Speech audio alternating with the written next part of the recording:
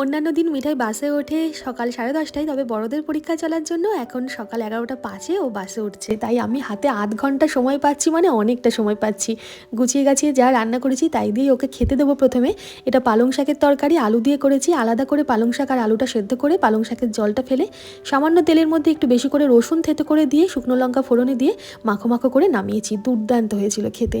সাথে একটা বেগুন ভাজা রাখলাম, লাউয়ের খোসা দিয়ে আলু ভেজেছিলাম সেটাও রাখলাম, আর ধনেপাতা দিয়ে লাউ দিয়ে মুসুরির ডাল করেছি সেটাও দিলাম। আর টিফিনের জন্য বানিয়ে দিয়েছি আজকে খুব সাধারণভাবে চিড়ের পোলাও। ওর জন্যই করেছি একটু শর্টকাটে। এই ঘিটা আমি বাড়িতে বানিয়েছি।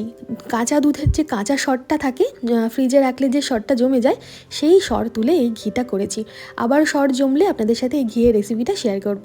ওই ঘিয়ের মধ্যেই চিনে বাদাম আর একটু কিশমিশ হালকা করে ভেজে তুলে রাখলাম। ফোড়নে দিলাম জিরে, সর্ষে, শুকনো লঙ্কা, কারি পাতা, একটু পেঁয়াজ কুচি দিয়ে সামান্য লবণ দিয়ে পেঁয়াজটা হালকা হাতে ভেজে নেব।